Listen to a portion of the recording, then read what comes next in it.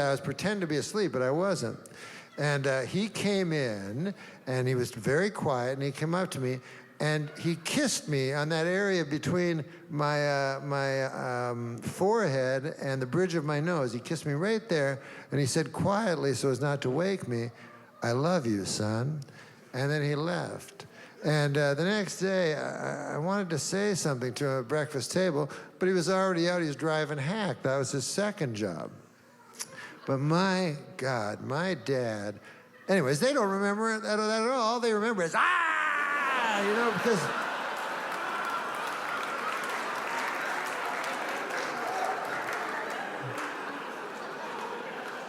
unfortunately, that's the way human beings are.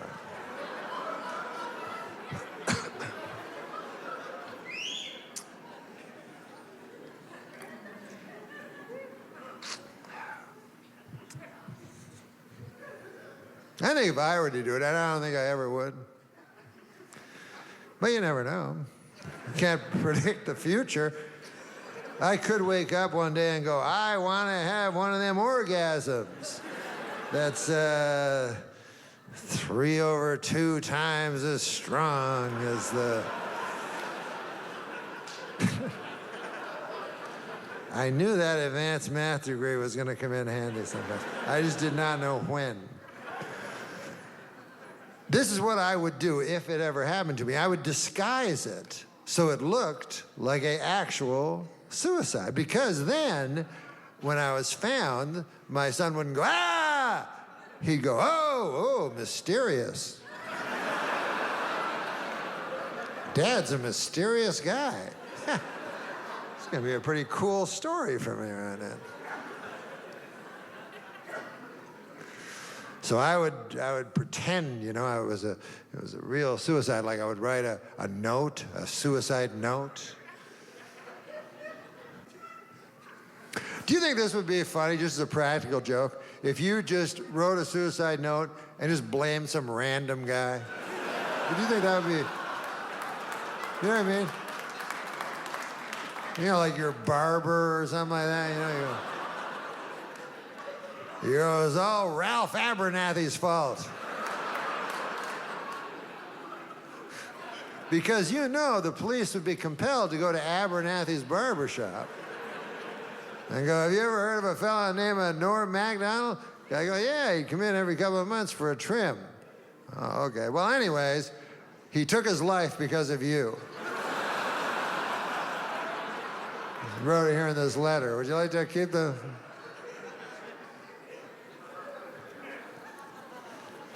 And then Ralph Abernathy would have to spend the rest of his life walking down.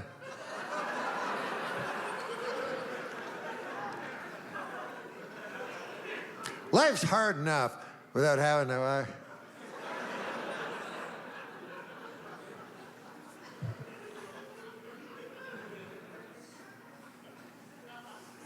That's not a good practical joke. I should never have frame that as a good practical joke because it's probably the worst practical joke. You know, it's the kind of practical joke gets you raped by the devil for all of time.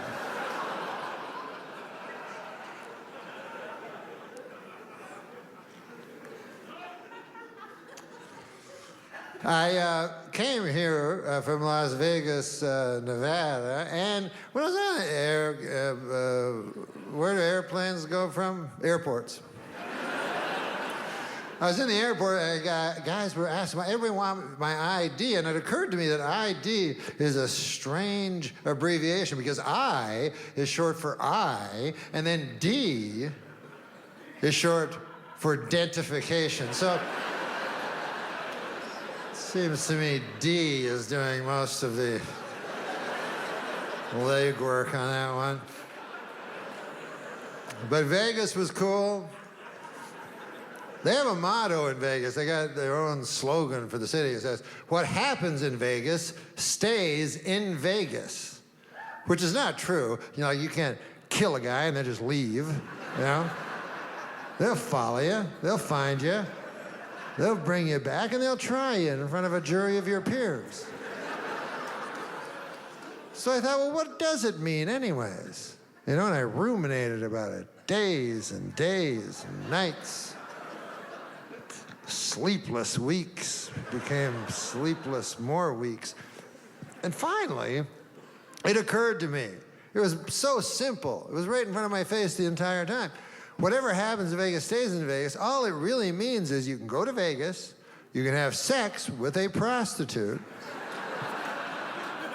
and she will not tell your wife. They're very discreet, the Las Vegas prostitutes. You know? Not like these gossipy small town whores back where you live, you know? These fucking blabbermouths down at the beauty parlor with that pale blue thing over their head, whatever the fuck that is. Going, you're Marge Majerison, John Neal's wife? Well, by God. I took a shit on him last night. In exchange for cash. Nice fella.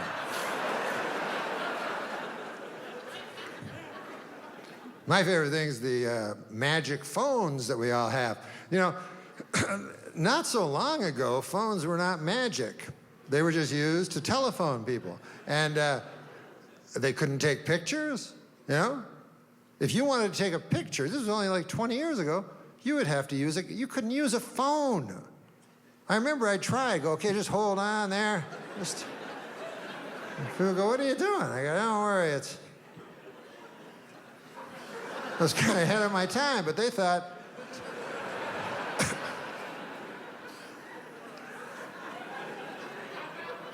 no, you had to use a camera, and then you would put film in the camera, and then you would go to a photo mat. It was wonderful, and you'd give it to this old man, and he'd go behind some beads and stuff, you know?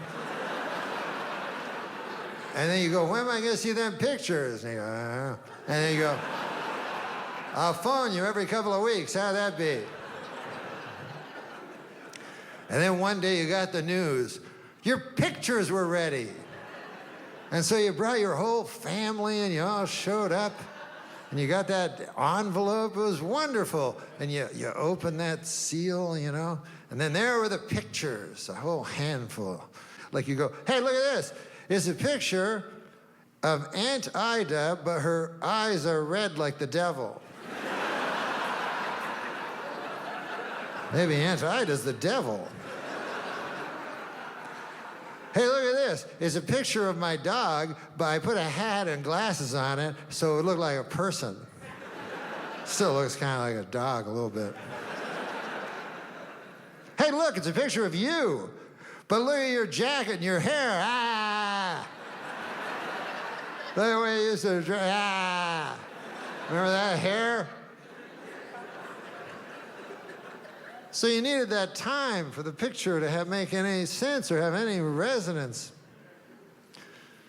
You know, nowadays you go, hey, would you like to see a picture of you standing right where you are 1 second ago? I got one here.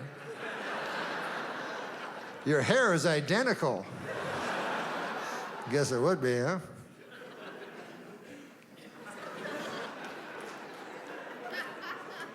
In the real old days, they would take pictures like, and at my house I have a picture of my great-grandfather, and I only have one, you know? Back then, they only had one picture of everybody because they'd pull that thing and it would explode and all that shit, you know? And it was just nobody was happy because it took so long to get your picture taken. And so it's just my great-grandfather going, how long is this gonna take, Sarah? Who's gonna feed them hogs? Damn sure ain't gonna be Marjorie, I'll tell you that.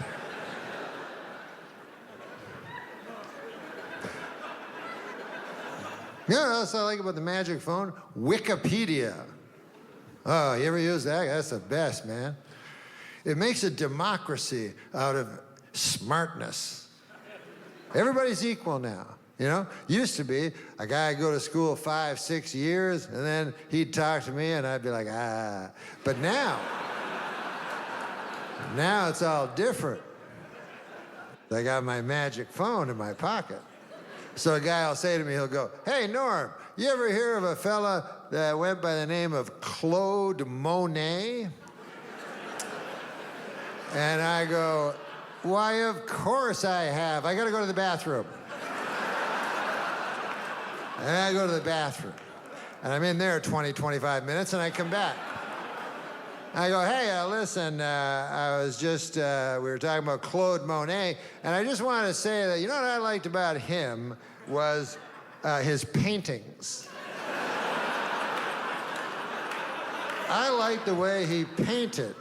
He was a painter, and I loved how he used the paint to make paintings."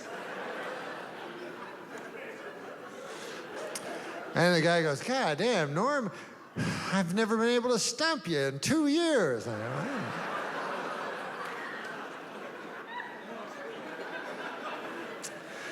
go, But I looked on because I like learning on my Wikipedia, and I looked because I was wondering about fame, the nature of fame, because it's changed so much, you know? And when I was young, it was one thing, and now it's a whole different thing. And I was wondering how many people have been to the moon, like have actually walked on the moon. So I looked on my magic telephone, and I found out only 13 or 14 in the entire history of the world. You would think that would make you very, very famous. But no. The last guy who walked, now you'd think he would be famous for being the last guy to be on the moon. His name was Harrison Schmitt. Now, who ever heard of him? Meanwhile, he goes all the way to the moon, hangs around there for a while, and comes back. He's not famous, but a girl with a giant ass is famous.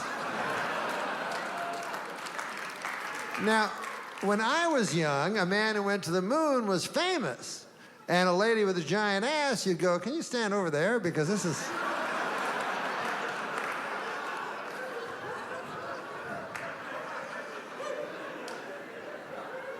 Harrison Schmitt. So how many people that went to the moon do we even know? There was, we know the first ones. There was Neil Armstrong, Buzz Aldrin. They went Apollo 11, Neil Armstrong, Buzz Aldrin.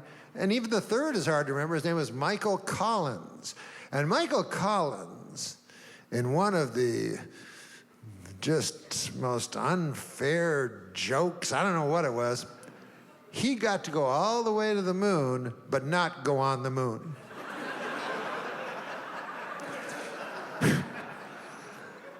All the way to the moon, and then that little rope ladder, he wasn't allowed to go down. He had to stay in the lunar capsule while Buzz Aldrin and Neil Armstrong went on the moon. And Michael Collins just looking out the window going, "Are those motherfuckers golfing?" Good God, they're golfing. Wait a minute, they got a dune buggy now. I was only allowed to bring so much, and they brought dune buggies. This is... I have to keep up a good face, I guess.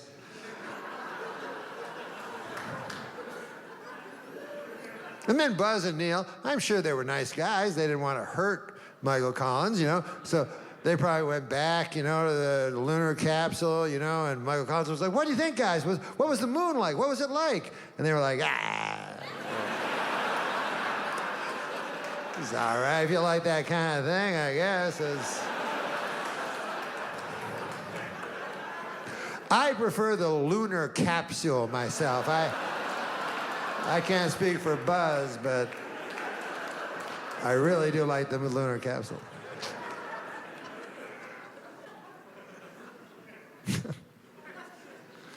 Because that's what you know, most of your life is mundane. So I had to write a book, right? So it was a book about my life. So they said, you know, just write about your life. So I said, oh, thank you, yeah. Yeah, it turned out to be the greatest comic novel ever written, but when it started, it was supposed to be a memoir, you know, a autobiography. So it makes you think about, well, what is my life? So I started thinking about it, right? So I said, okay, I wake up in the morning, and I eat some Count Chocula. And then